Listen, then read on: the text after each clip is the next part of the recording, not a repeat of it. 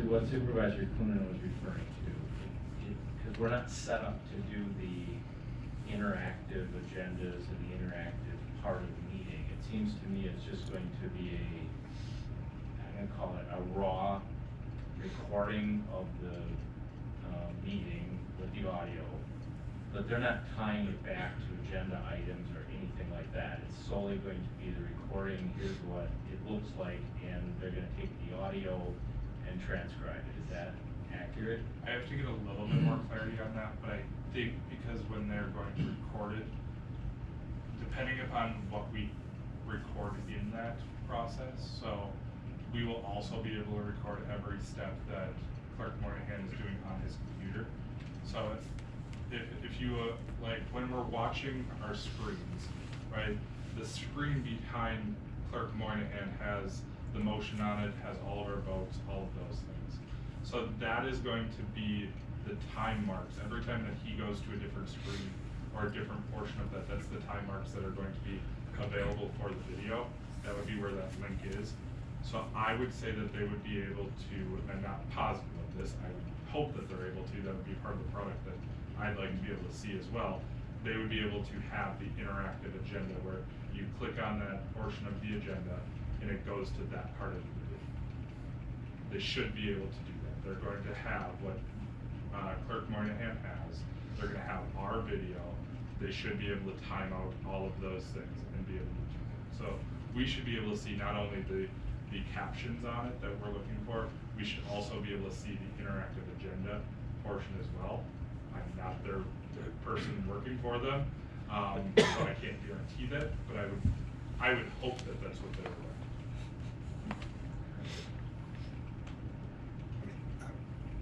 Chairman, Well, when you're done. Yeah, I guess the other question, you brought up the camera before about having the split screens. Again, I'm assuming that's on us. Yeah. As far as how we want it to look. Correct. Okay, and then I guess the last thing was gonna be to Dave's point and to your point before about, okay, we need to save this for a period of time. I assume it needs to be in a format that, you know, if open meeting ceases to exist 3 years from now, that format could be downloaded to something else on our system, another storage system somewhere that, and people could still view it. I don't know what format they're putting it in, if it's. I completely, and that's a question that I think needs, I was pretty disappointed with just the words unlimited storage and that's it.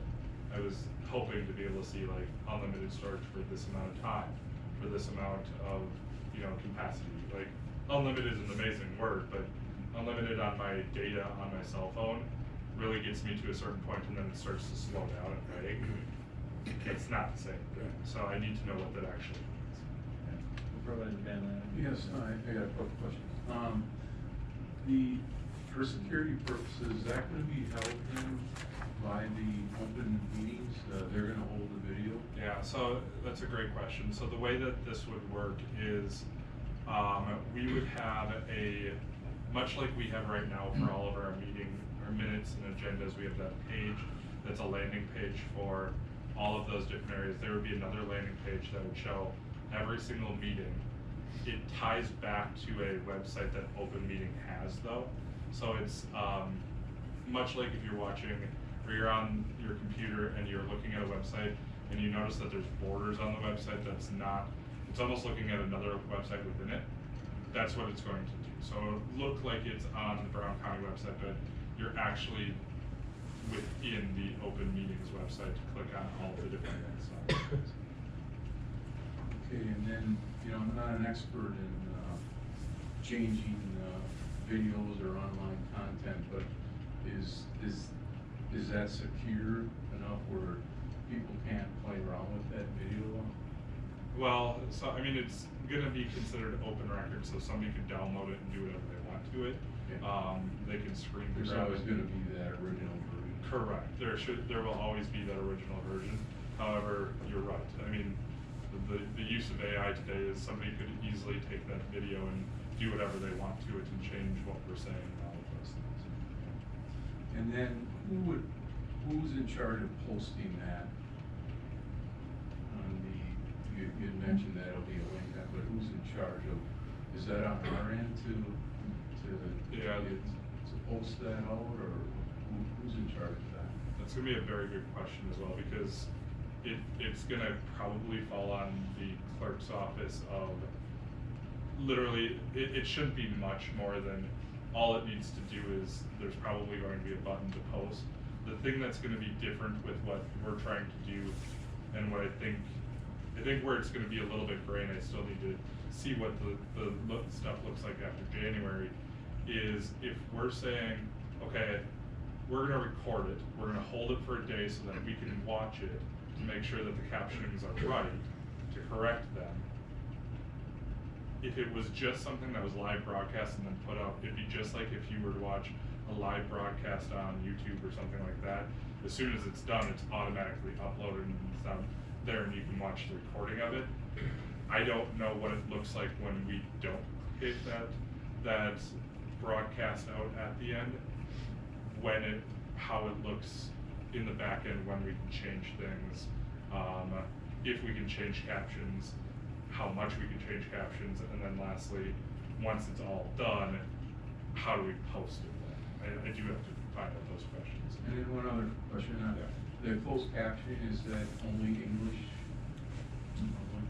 That was actually a question that the gentleman asked me, is, do you need this in other languages? And I said, I mean, I would think we would love to have them in other languages, and he said that's not possible for them at this time. So, And then, Dave, you still have something? Yeah, and I may have mentioned this before, but many years ago on, Clerk Moynihan he was the chairman during some of that time, but, and I believe Van Dyke yourself was on board, then maybe Van Release, but Supervisor Fleck at that time was a supervisor from the east side of Deep here, and we would tape the meetings, and it would somehow flash onto the board during the meetings, and show the votes and stuff, and then flip back over to the meetings and stuff, but it would have a camera or something in the middle of the room, and this was up in the council chambers for Green Bay, and it would just move around and focus on everybody, and they'd put it on a tape or something, and Supervisor Fleck would bring that to, I believe, St. Norbert's, and they would somehow put it on a channel that they had, something to do with one of the, Channel 4, right? yeah, Channel 4. I remember watching Channel 4 when I was a Yes, kid. but it would was show, Predator. it would show for Aaron should be right. sometimes the meetings were older, it would show a meeting from like a while ago and things, but they had that all then, and we'd just bring it over, and, I mean, it didn't have split screens and closed captioning, but it kind of, it was a simpler way, and they had them somewhere. Yeah, Had so the I mean, tapes your later. camera system that you're talking about is a lot like what the camera system is in Yeah. the basement right now, right? Yes. So when you do your stuff at the very beginning, and then we do the Pledge of Allegiance, and I Sure. always get to see the better side of you. Yes. That's part of this whole entire system, right? So it's tracking wherever the microphone turns on. There's a camera that's in the middle that's literally turning and hitting each one of us. Yeah, and it was something, it was Much a to- simpler way, but, it worked. Yeah. So I mean, it's kind of funny how they can't do some things right now in the storage and everything, but. The they- hardware is all there. That is something that I don't think we ever need to worry about, is the hardware portion of it. The portions that I think we're having the hardest time with is what comes out to the public and what it actually looks like. And I wish I had better answers today, because I thought I was going to, but I don't have all of those. Yeah. Do you have that paper up there? I do, yeah.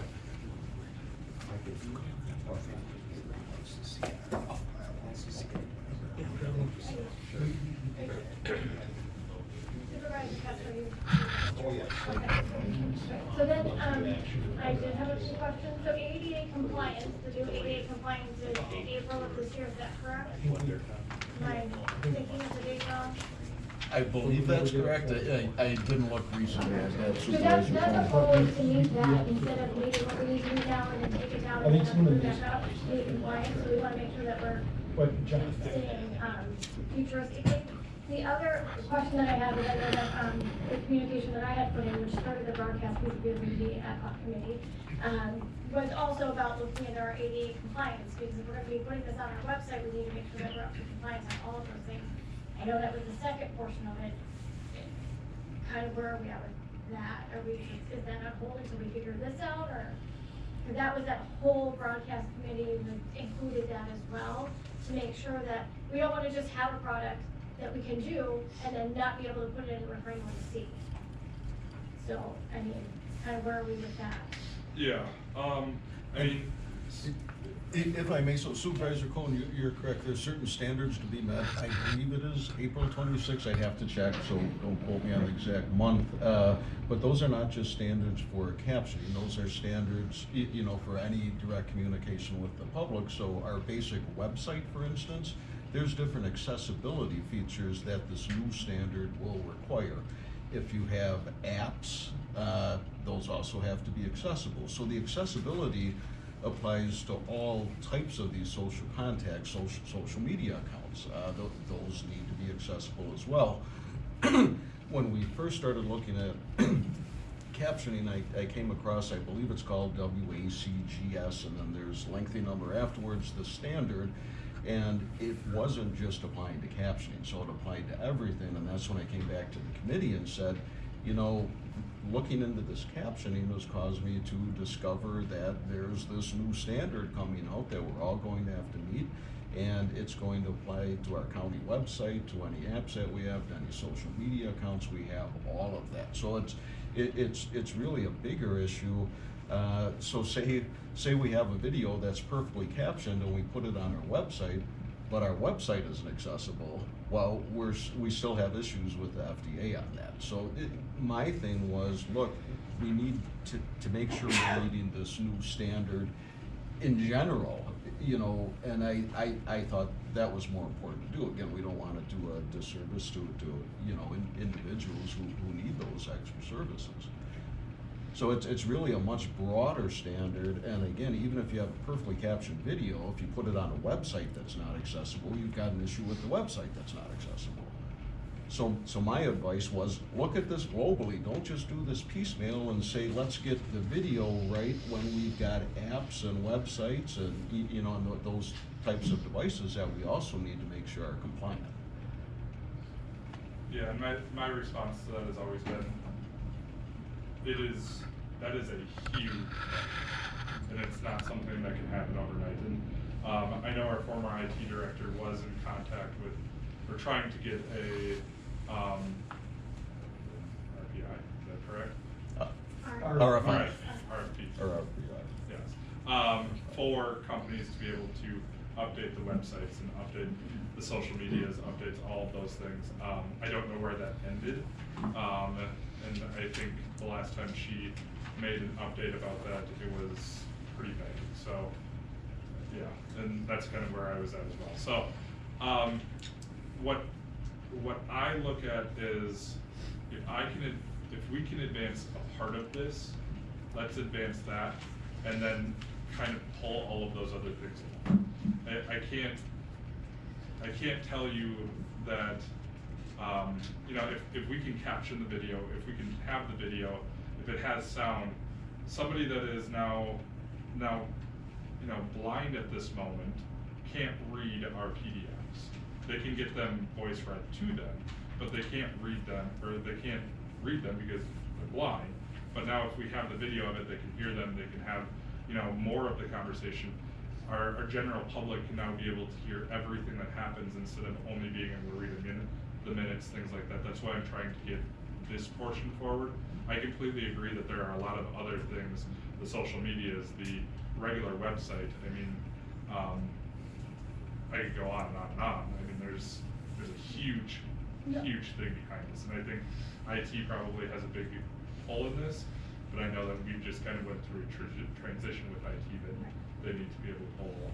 Again, doing this portion is great, but if we have nowhere to have the public see it, it doesn't do a whole lot of good other than saying, we can do it, but you can't access it.